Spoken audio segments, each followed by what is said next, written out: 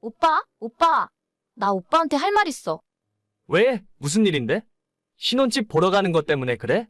그건 주말에 부동산 같이 돌아보기로 했잖아. 아니, 그게 아니라 우리 결혼식장 말이야.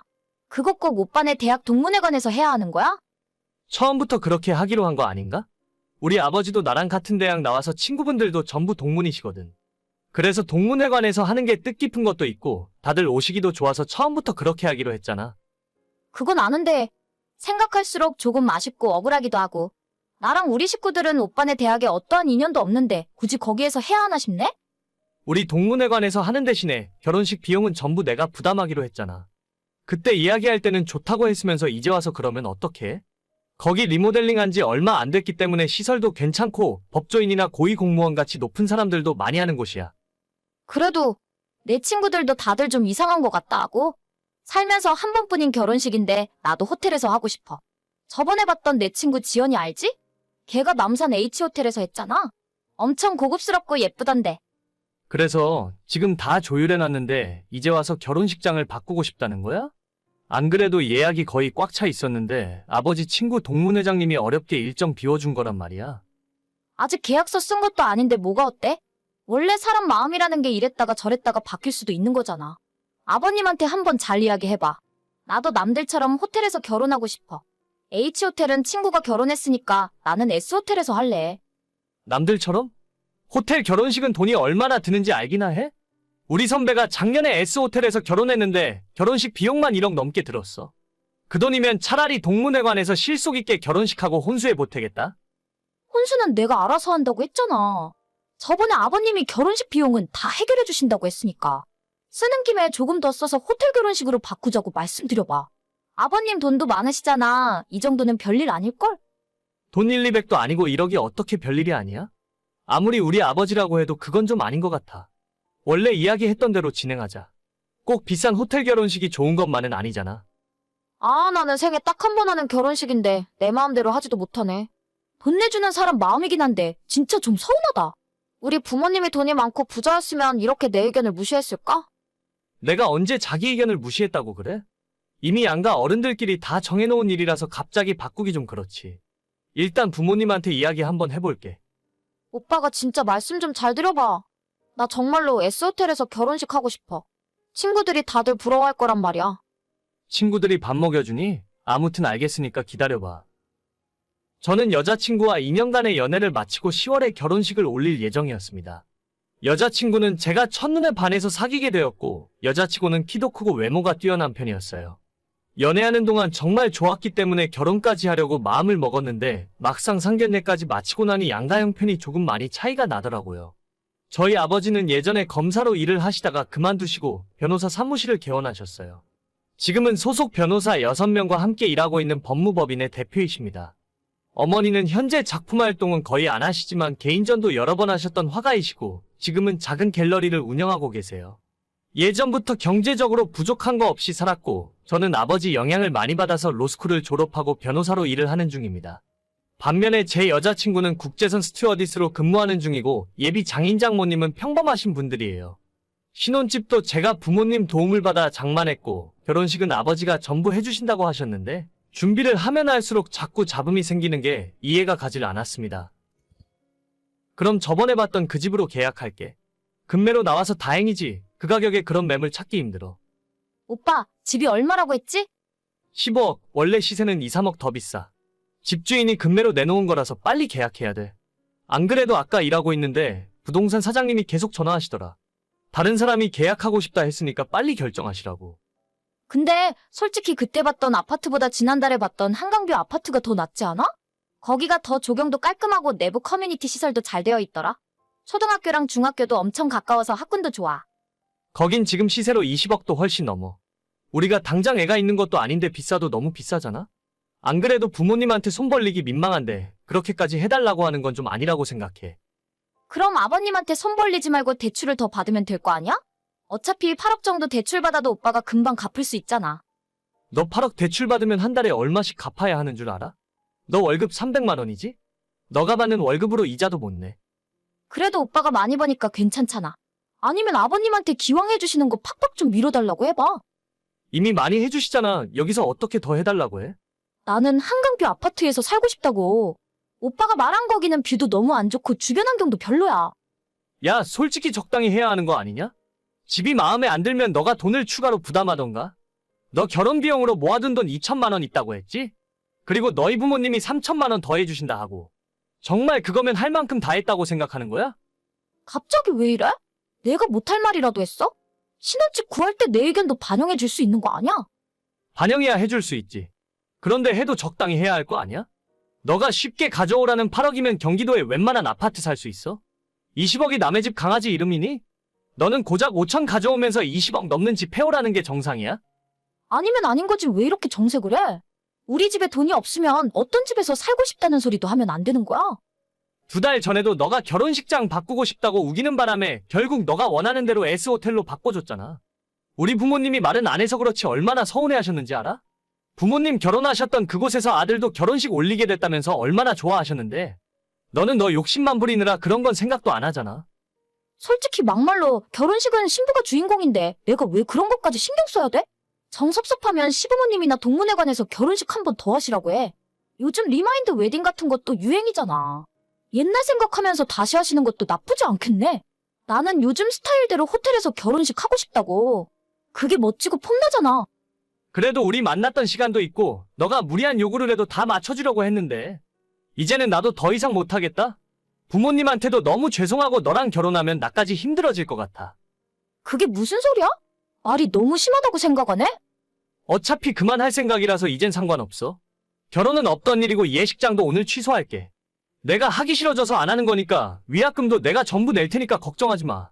너는 한강뷰 아파트 사주고 호텔에서 결혼식 시켜주는 남자 다시 찾아봐. 나는 도저히 능력이 없어서 너 같은 여자는 감당 못하겠다. 오빠, 진짜 진심이야? 이 정도도 못하면 여자 만날 생각하면 안 돼? 그래, 나는 이 정도도 해줄 능력 없다고. 그러니까 빨리 다른 좋은 사람 찾아봐. 아니면 너가 직접 벌어서 너 하고 싶은 대로 하던지. 아, 진짜 알겠어. 한강뷰 아파트는 내가 포기할게. 그럼 됐지? 아니, 됐긴 뭐가 돼? 애초에 너랑 결혼하려고 했던 내가 멍청했어. 그냥 연애만 하다가 말았어야 했는데. 야, 진짜 내가 너 가만 안 둘 줄 알아? 너가 가만 안 있으면 어쩔 건데? 할 수 있는 게 있으면 얼마든지 해봐. 대신 그 뒷감당도 전부 너가 해야 할 거야. 결국 결혼식을 50일 정도 앞두고 끝내 파혼하게 되었습니다. 형편 차이가 나더라도 전혀 문제 삼지 않았고 저희 부모님도 저만 좋다고 하면 반대하지 않으셨는데 사람 욕심이란 게 끝도 없는 것 같아요. 바라는 것도 많고 욕심도 아주 많은 사람인 것 같은데 꼭 자기가 원하는 걸 다 들어줄 수 있는 능력 좋은 사람 만나길 바랍니다. 안녕하세요. 바쁘신가? 잠깐 마을 문제로 상의할 것이 좀 있는데. 네, 이장님 안녕하세요? 마을 문제요? 저희는 이사 온 지 얼마 안 되어서 마을에 대해 아직 아는 것도 별로 없는데. 에이, 이 동네 들어온 지 석 달이나 지났으면 우리 마을 이웃사촌이나 마찬가지지. 이제 마을 문제가 있을 때마다 같이 의견도 나누고 힘든 게 있으면 서로 돕고 살고 그러는 거예요. 원래 시골 생활이라는 게 그래. 우리들끼리 돕고 맞춰가며 살아야 한다니까. 아, 그렇군요. 그럼 저한테 하실 말씀이란 게 어떤 거죠? 다른 게 아니라 이번에 우리 동네 초입의 환경 정리를 좀 진행할 생각인데 우리 김씨 집에서 협조를 좀 해주셨으면 하고 말이야. 협조요? 저희가 무슨 협조를 해드리면 좋을까요? 아직 남편이랑 제가 할 줄 아는 것도 별로 없고 그런데. 꼭 뭔가를 할 줄 알아야 협조인가? 마음으로 이렇게 좀 보여줘도 되는 거지. 마음이라면 어떤 걸 말씀을 하시는 건지. 아니, 이번에 길도 새로 정비를 하고 주변에 꽃도 좀 심으려고 하거든. 아직 김씨네가 이 동네 이사와서 제대로 신고식을 안 했잖아. 마을 어른들에게 이사 왔다고 인사도 드릴 겸 해서 조입의 주변 정리하는 공사 비용을 김씨네가 내줬으면 하는데 말이야.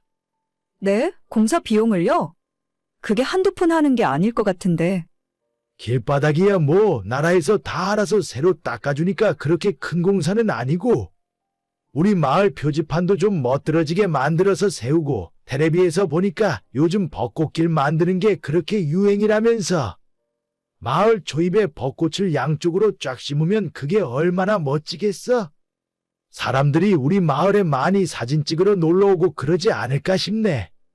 아, 그게 비용이 얼마나 들죠? 저희가 그런 걸 잘 몰라서. 내가 알아보니까 한 2천만 원 정도면 넉넉하게 하겠더라고. 그렇게 큰 돈은 아니니까 김씨네 입장에서도 부담이 없을 거야. 네? 2천만 원이요? 그래, 그 정도면 싼 거라니까 그러네. 옆 동네 작년에 이사 온 젊은 부부들이 있는데 그 양반들은 신고식으로 마을의 지하수 관정을 새로 파주고 동네 사람들 다 물 걱정 안 하고 살게 커다란 물탱크에 배관까지 새로 다 설치해줬어. 대충 3천, 4천은 돈이 든 것 같더라고. 그거에 비하면 우리 마을은 사람들이 참 양심적이지. 그래도 그렇게 큰 돈을 갑자기 말씀을 하시면 제가 우리 남편이랑 한번 이야기해 볼게요. 그래, 그걸 혼자 결정하고 그럴 문제는 아니지. 근데 말이야, 원래 시골 마을에 이사 오면 그런 거 하나씩은 하고 시작하는 거야. 지금 김씨네 집으로 들어가는 길에 우리 집 땅도 좀 걸쳐 있는 거 알고는 있는가? 아, 네. 옛날부터 쓰던 마을길이라고 하던데. 저희 집 살 때도 아무 문제 없다고 이야기 들었거든요.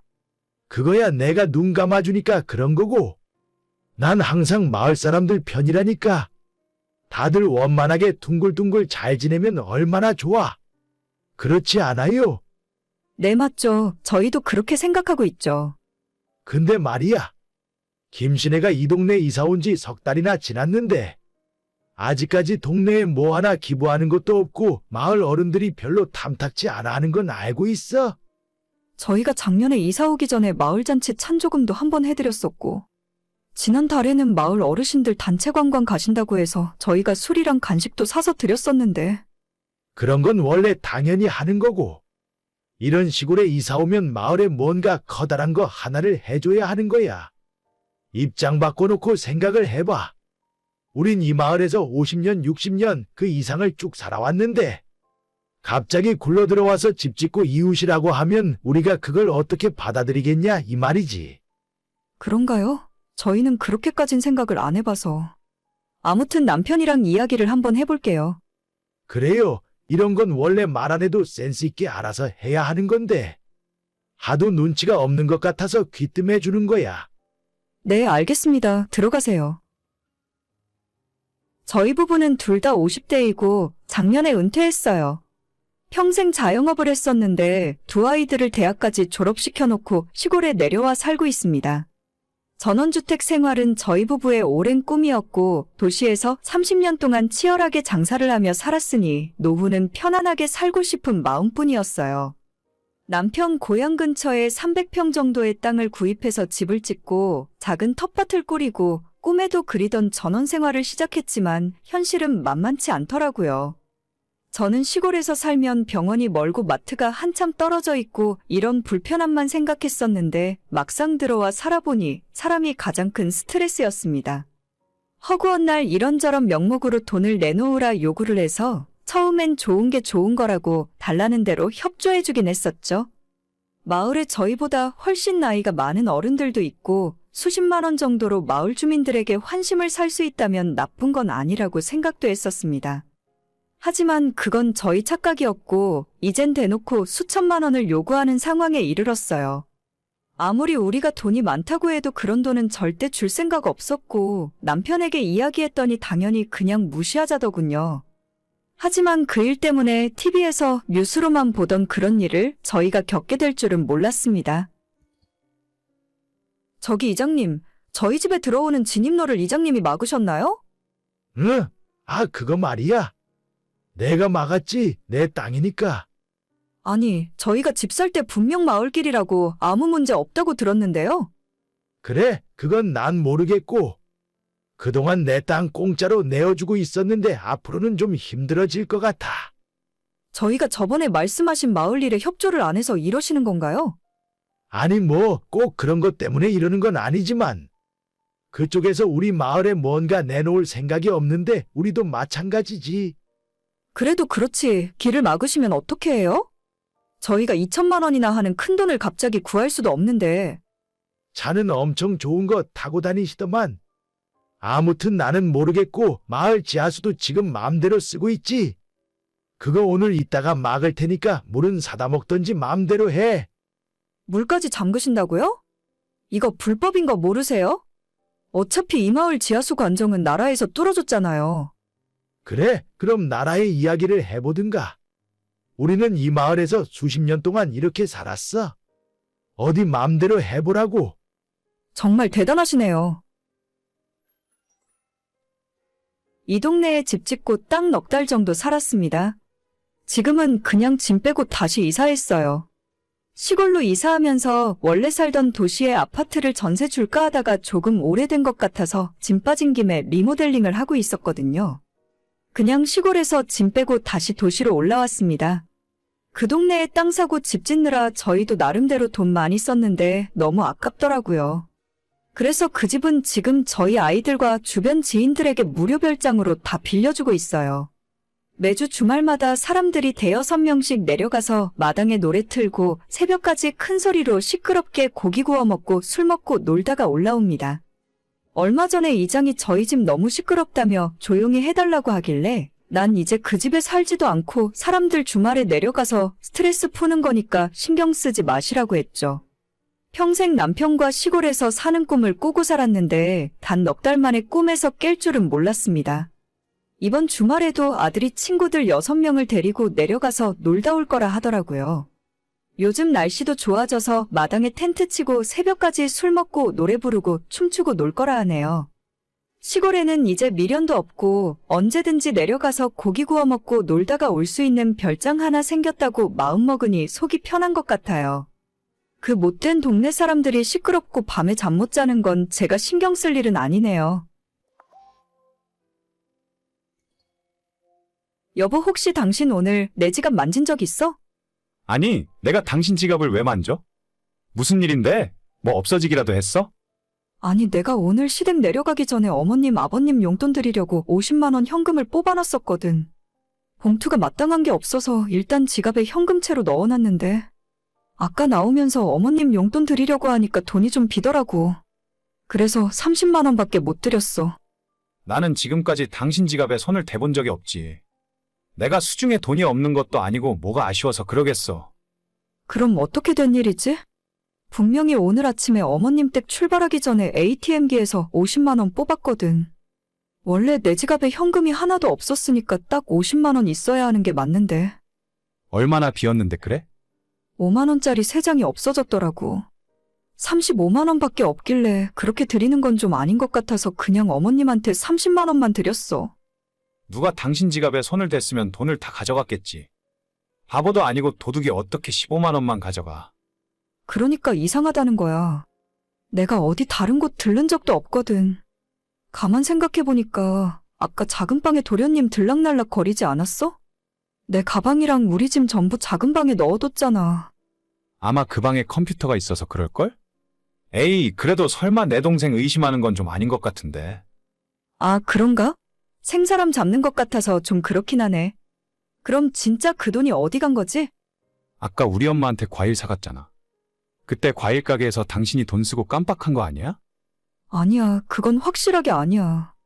생활비 카드로 계산했기 때문에 확실하게 기억하고 있어. 그럼 그냥 잊어버려. 어차피 우리 엄마한테 용돈으로 드리려고 했던 돈이잖아. 다 용돈 드렸다 생각하고 잊어버리자. 이제 와서 다시 찾을 수도 없잖아. 15만 원이면 적은 돈이 아닌데 진짜 속상하네. 내가 요즘 정신을 딴 데 두고 다니나 봐. 뭔가 다른 곳에 쓰고 착각했겠지. 나중에 생각날 수도 있어. 처음 제 지갑에서 돈이 사라졌을 때만 해도 그냥 제가 착각한 줄로만 알았어요. 어디 다른 곳에 썼겠지 하고 잊어버리려고 했는데 그 이후로도 시댁에 방문을 한 번 더 한 적이 있었는데 그때도 제 지갑에 있던 10,000원짜리 5장 중에 3장이 사라진 겁니다. 저희 시댁에는 올해 34살의 백수 시동생이 있어요. 대학 졸업하고 짧게 1년 정도 중소기업에서 일을 2번 했었고 직장 다니는 건 본인 적성에 안 맞다고 하는 바람에 시부모 돈으로 카페도 차려준 적이 있었습니다. 하지만 그 카페 역시 1년 반 만에 가게 월세 보증금까지 홀랑 다 까먹고 망해버렸어요. 그 뒤로 지금까지 2년째 집에서 놀고 있는데 솔직히 제가 볼 때는 이제 집에서 쫓아내던지 시부모님의 결단도 어느 정도 필요하다는 생각이 들 정도예요. 시댁에 가면 제대로 세수도 안 하고 머리도 덥수룩하게 기르고 있는 시동생을 볼 때마다 제 속이 답답해서 화딱지가 나곤 했습니다. 아직 한참인 30대 나이에 나가서 뭐든지 할 수 있는 건강한 몸이 있는데도 시부모한테 용돈 받아서 놀고 먹는 모습을 보면 내 동생이 아니라 다행이다 싶더라고요. 솔직히 처음에 돈이 사라졌을 때부터 시동생을 가장 먼저 의심했지만 아무리 그래도 남편의 동생인데 강하게 추궁하진 못했습니다. 문제는 저희가 가만히 있었더니 범행이 점점 대범해졌다는 거예요. 이상하다. 왜 여기 없지? 무슨 일인데? 뭐 없어졌어? 아니, 내 지갑에서 카드가 한 장 없어진 것 같은데? 카드? 무슨 카드인데? 무슨 카드는 무슨 카드야. 신용카드지. 평소에 잘 안 쓰는 카드라서 언제 잃어버렸는지도 모르겠네. 그래, 잃어버렸으면 누가 카드 긁었을 때 문자라도 왔을 거 아니야. 내가 결제 문자 알림 신청 안 해놨던 것 같아. 어쩌지? 언제 어디서 잃어버렸는지 기억도 안 나. 마지막으로 그 카드 어디서 썼는데? 안 쓰는 신용카드를 뭐하러 만들었어? 나 인터넷으로 물건 좀 살 게 있어서 쓰던 거지. 안 쓴 지는 한 달도 넘었을걸? 일단 카드사에 전화해서 물어봐. 그리고 분실 신고해서 막으면 되잖아. 맞다. 알겠어. 정신이 없으니까 아무 생각이 안 나네. 일단 카드 회사에 전화부터 할게. 어쩌지? 내 카드 훔쳐간 놈이 벌써 여러 번 긁고 다녔나 본데? 진짜? 경찰에 신고부터 해야겠다. 뭐 얼마나 썼는데? 벌써 50만 원 정도 긁었나 봐. 방금 카드 사용 내역을 이메일로 받아서 확인했는데 좀 이상하네. 뭐가 이상한데? 빨리 경찰에 신고부터 해. 아니, 그게 아니라 50만 원 좀 넘게 쓰긴 했는데. 전부 PC방, 술집, 밥집 이런 곳에서 며칠 동안 긁고 다녔네. 진짜 돈 없는 사람인가 보다. 어차피 요즘 CCTV 다 있는 세상인데 그게 안 걸릴 거라고 생각했나? 내가 카드를 우리 엄마네 집 근처에서 잃어버렸나 본데. 카드 긁고 다닌 곳이 전부 우리 엄마 집에서 가까운 곳이야. PC방도 엄마네 집 아파트 단지 건너편이고, 식당도 그렇고 술집은 그 근처 번화가의 먹자골목이고. 당신이 지난 주말에 어머님 댁 갔다가 카드를 거기서 흘렸나 보네. 그거 주운 사람이 막 긁고 다니는 거고. 아무리 봐도 이상한데? 여기 식당이랑 PC방은 내가 예전에 내 동생이랑 자주 가던 단골집이거든. 혹시 아니겠지? 그럼 혹시 모르니까 경찰에 신고하기 전에 전화해서 물어봐. 괜히 식구들끼리 얼굴 붉히지 말고. 당신이 돈 없어졌다고 했을 때만 해도 설마 아니겠지 생각했는데. 이 자식 아니면 설명이 안 되네. 전화해서 물어보고 만약에 진짜 도련님이 훔친 거면 이참에 정신 똑바로 차리게 해야 돼. 어머님, 아버님한테 사실대로 전부 말씀드려야지. 진짜 모르는 척하고 경찰에 확 신고를 해버릴까? 빨간 줄 긋고 콩밥 먹게 만들어? 뭐 당신 마음대로 하는 거긴 하지만 난 진짜 어떤 방법으로든 도련님 정신 차리게 할 필요는 있다고 생각해. 벌써 집에서 아버님한테 용돈 받고 놀기 시작한 지가 몇 년째야. 어머님이 너무 도련님을 싸고 도는 것도 문제라니까. 일단 전화해서 확인부터 해야겠다. 그래, 잘 이야기해봐. 남편이 시동생한테 카드 가져갔냐고 물었는데 처음엔 아니라고 잡아떼더라고요. 근데 경찰에 신고할 거라는 말에 결국 자백을 했고 남편이 바로 시부모님에게 전화해서 전부 사실대로 말씀을 드렸어요. 어머님은 끝까지 못난 둘째 아들을 감싸고 돌면서 동생한테 용돈 한번 챙겨주지 그랬냐고 하셨지만 문제는 아버님이었어요. 평소에도 둘째 아들이 백수로 지내는 걸 못마땅해 하신 아버님은 이번만큼은 화가 단단히 나서 집에서 나가라고 하셨습니다. 시댁에서 멀리 떨어진 곳에 보증금 300에 월세 35만 원 반지하 방을 얻어주고 다신 집에 들어오지 말라며 쫓아내셨어요. 시동생은 당장 다음 달 월세부터 걱정해야 할 판이라 울며 겨자 먹기로 요즘에는 물류센터 일을 다니고 있다 하더라고요. 진작에 그렇게 했어야 하는데 어머님께서는 집에서 놀고 먹는 다 큰 아들을 언제까지 품고 계실 생각이었는지 모르겠습니다. 시동생이 맘대로 긁고 다닌 남편의 카드값은 아직 돌려받지 못했어요. 자기가 일해서 월급 받으면 매달 10만 원, 20만 원씩 갚겠다고 하네요. 제 지갑에서 가져간 돈도 20만 원이 조금 넘는데 그 돈 훔쳐간 건 끝까지 자기가 아니랍니다. 이제 와서 증거도 없고 뭐라고 해봤자 어쩌겠어요. 용돈 줬다고 생각할 테니까 진짜 정신 좀 차렸으면 좋겠습니다. 내 동생이었음 진작 가만 안 뒀을 거예요. 오늘의 사연은 여기까지입니다. 구독과 좋아요, 알람 설정은 많은 힘이 됩니다. 다들 행복하시고 좋은 하루 되세요.